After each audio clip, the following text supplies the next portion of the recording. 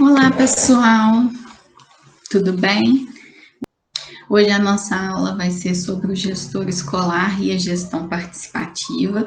E o que é essa gestão participativa? Eu adoro falar sobre esse tema, porque, assim, com a pouca experiência que eu tenho, eu acho que se a gestão não for participativa, nós não alcançamos nenhum objetivo, seja do mais simples ao mais complexo. E o gestor, o diretor, né, no caso, ele tem que ser uma pessoa muito sensata, ele tem que projetar ideias. E nós vamos saber mais um pouquinho como gerir uma escola, né, que tenha a gestão participativa.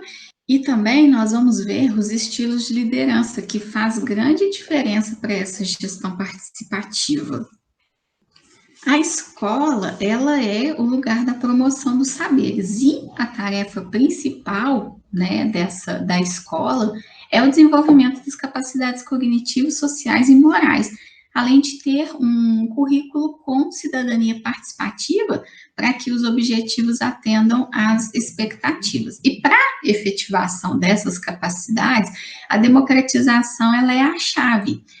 Pois nós temos todos os profissionais participando das tomadas de decisões. E o gestor, ele é o responsável para a garantia da realização de todas essas atividades dentro da escola. Obviamente, não é ele apenas quem vai executar, mas é ele quem organiza e articula. E ele tem que estar buscando os profissionais dentro da escola para que todas as ações sejam executadas em colaboração. Então, é necessário que ele se autoavalie o tempo todo, e ele tem que ter em mente a sua importância dentro desse processo. Ele tem que ser uma pessoa transparente e estar a todo momento envolvendo toda a comunidade num processo dialógico. E para que haja esse processo dialógico, o gestor tem que ter o espaço de escuta de todos os representantes setoriais da escola e estar tentando encaminhar as resoluções e estratégias para esse atendimento. O gestor ele tem que ter coragem também para propor inovações, que é bem complicada essa parte, e ele tem que ter clareza de implementação dessas ações para garantir que todos os segmentos atuem conforme é o necessário, conforme é o proposto. E a gente já falou sobre essa questão, né, de o gestor estar identificando os líderes dentro da escola. Após ele identificar, ele vai colocar as pessoas para atuar. E aí ele tem que ter a consciência também de que a partir do momento que a pessoa vai atuar à frente de um processo de execução de uma ação, essa pessoa ela tem que ter autonomia para gerenciar essas comissões que eles estão liderando. E às vezes essa parte é bem complexa para o diretor, de estar dando essa autonomia. E aí, como o gestor é o líder maior de uma ação, ele deve ouvir a todos e diagnosticar algum problema que tenha que ser resolvido. Ele vai ter que estar planejando o que deve ser feito, conforme o que foi decidido coletivamente, porque os líderes dessas comissões, eles vão planejar, e ao final eles vão se reunir para a implementação do que foi planejado. E o diretor, o gestor agindo dessa forma, a gente percebe que todos vão se comprometer a participar. E a escola quem sai ganhando como um todo. Nesse aspecto, há a melhoria do relacionamento interpessoal, né, entre toda a equipe, a comunidade escolar, e dessa forma, os alunos já são educados também para os valores de democracia, né? Eles vão entendendo que ali todos podem e devem opinar. E uma gestão democrática, ela se constrói com elos entre os interesses individuais e coletivos, porque sem eles não há escola. E agora eu vou apresentar a tela para vocês com os estilos de liderança. E esse gestor, ele vai escolher um estilo de liderança, ou talvez até mesclar vários estilos para formar o seu, como ser autônomo que ele é e com sua personalidade. O primeiro estilo de liderança que nós vamos ver é a liderança autocrática. A liderança autocrática, ela é uma liderança onde apenas o líder fixa as diretrizes sem qualquer participação do grupo. Então, o líder determina as providências e as técnicas que vão ser executadas dentro das tarefas em que elas se tornam necessárias e de modo imprevisível para o grupo. O líder determina qual a tarefa que cada um deve executar e qual será o seu companheiro de trabalho. O líder é dominador e é pessoal nos elogios e nas críticas ao trabalho de cada membro. As vantagens da liderança autocrática. As decisões e implementações são rápidas, o raciocínio rápido e processual, alívio em situações estressantes ou de crises, aumento da qualificação e especialização, melhor performance em equipes inexperientes ou com pouca qualificação. Eu acho que, para mim, pessoalmente, a única vantagem, no caso desse tipo de liderança, é só para o auxílio dentro de equipes inexperientes. Porém, vocês vão analisando esse tipo de liderança. As desvantagens da liderança: a criação de ressentimentos e conflitos no grupo, a desvalorização das habilidades e conhecimentos dos liderados, porque ali você, como você está determinando, você não fez um diagnóstico do que, quais são as habilidades de cada um dentro da sua equipe. Maior dependência em relação ao líder, é esse líder que quer abraçar o mundo. Menor desenvolvimento organizacional, menos criatividade e inovação. O tipo de liderança democrática.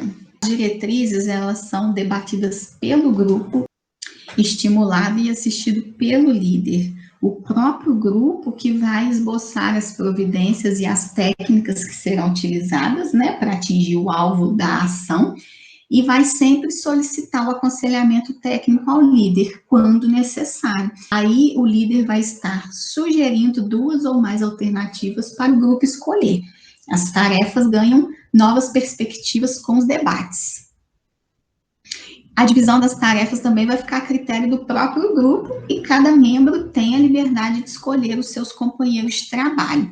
O líder, ele procura ser um membro normal do grupo, sem encarregar-se de muitas tarefas.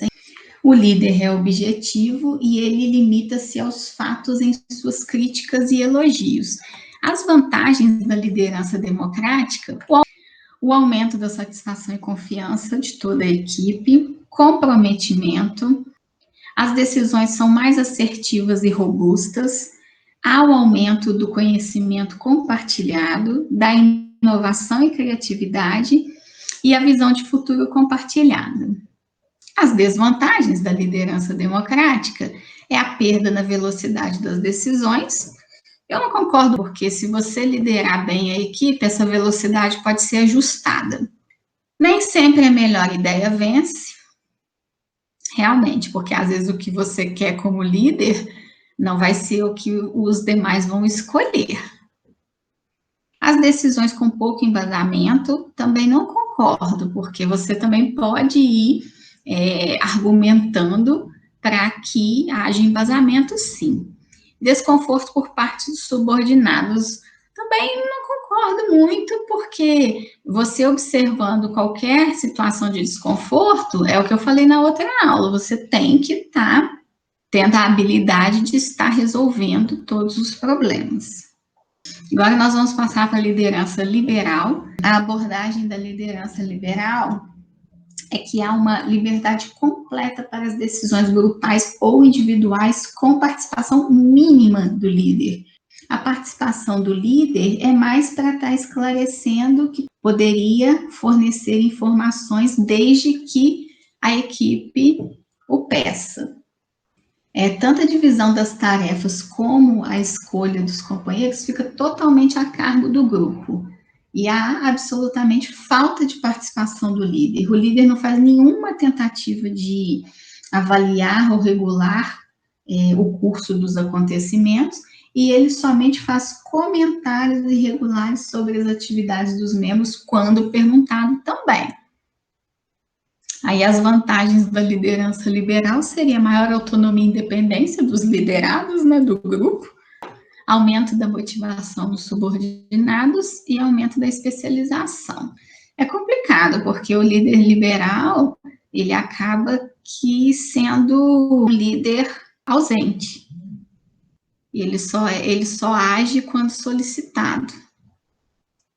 As desvantagens da liderança liberal, o desconforto por parte dos subordinados, falta de responsabilidade, decisões inadequadas, autoridade do líder enfraquecida totalmente, porque as pessoas, como elas têm tanta autonomia, elas não vão ter o líder como norteador das ações, né? Como aquela pessoa que vai estar orientando.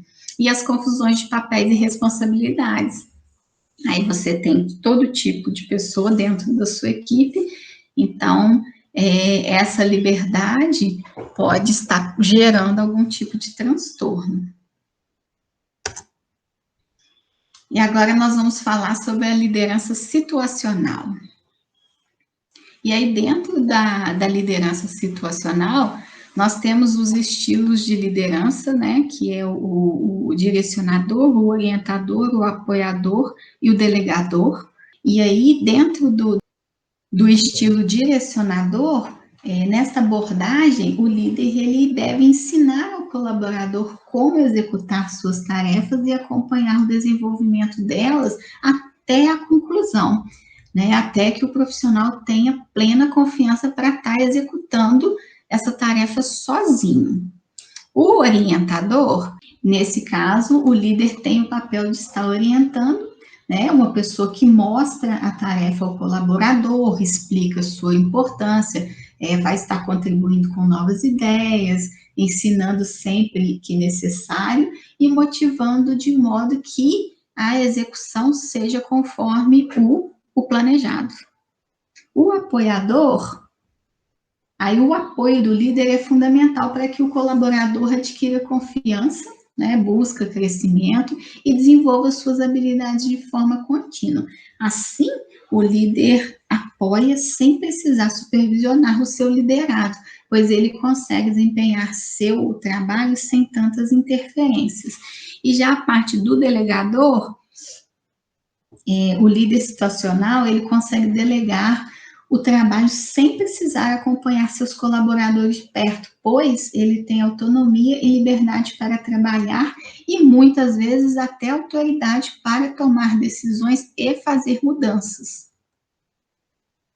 As vantagens da liderança situacional: aumento da visão estratégica, aumento da motivação dos subordinados, aumenta a capacidade de atingir metas. Já as desvantagens é a dificuldade de identificação do melhor estilo, porque dentro dessa liderança nós temos as 4 abordagens, cria confusão dentro do grupo e tende a priorizar o curto prazo. Então, após a apresentação dos estilos de liderança, você, futuro pedagogo, futuro gestor, diretor de uma escola, pode estar aprofundando sobre cada tipo de abordagem e você está montando o seu estilo, a sua forma de gerir uma escola, gerir uma instituição. E prosseguindo na nossa aula, nós vamos falar um pouquinho sobre o colegiado, né, como proposta de execução do projeto político-pedagógico. E para quem está chegando, eu vou explicar rapidamente o que é o colegiado.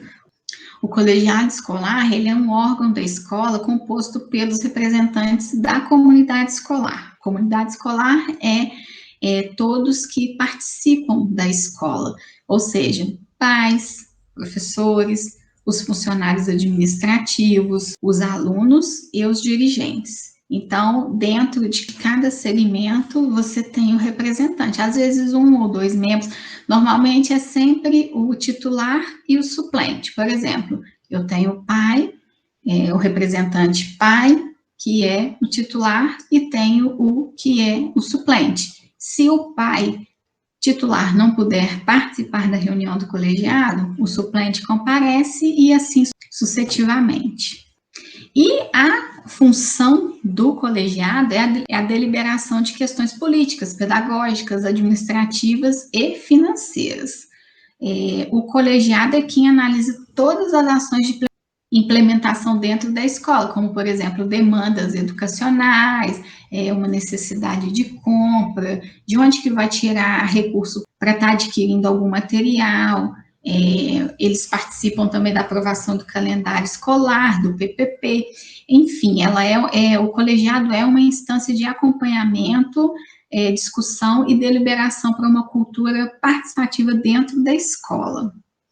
E por falar em gestão participativa, a gente vai falar também um pouquinho o que é, além da gestão participativa, a gestão da participação.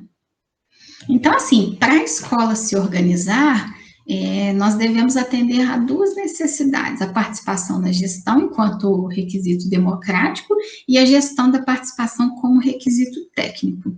E a escola, ela precisa ter essa prática nos processos democráticos e colaborativos de trabalho para tomada de decisões. Porém, ela tem que funcionar bem tecnicamente, né, também, para estar gerindo com eficácia esses objetivos nessa gestão de participação. Então, assim, a melhor forma de gestão é aquela que cria práticas interativas e colaborativas. Então, tem que haver troca de ideias, trocas de experiências para se chegar a um objetivo comum. Já a gestão da participação é o repensar as práticas da gestão, assegurando relações democráticas para se buscar meios eficazes de funcionamento da escola. Então, a gestão da participação, ela vai se referir à coordenação, né, o acompanhamento e avaliação das pessoas para se assegurar as relações democráticas. Então, para isso, tem que ter uma estrutura organizacional clara e eficaz para a tomada de decisão. E as exigências de gestão de diretores, coordenadores e especialistas, elas justificam cada vez mais os problemas que incidem no dia a dia dentro da escola, que são problemas sociais e econômicos das famílias, né? A questão da indisciplina dos alunos, de drogas, agressão verbal, ameaça ao professor. E esses problemas, às vezes, eles se acentuam com a inexperiência dessa gestão, até mesmo a má formação de muitos professores, que levam à dificuldade dessa gestão de sala de aula, né, a falta do domínio de classe, até mesmo a falta de diálogo com os alunos. Então, por isso que a gente sempre fala, na faculdade, nós temos uma construção de base, né? Nós somos orientados como agir, ou às vezes nem tanto, né? Depende muito do professor, porque o que está ali no material teórico, quando você lê, você acha que é tudo muito fácil, muito simples de implementar. Só que quando você vai para a prática, mesmo para a realidade, a gente vê que não é tão simples assim.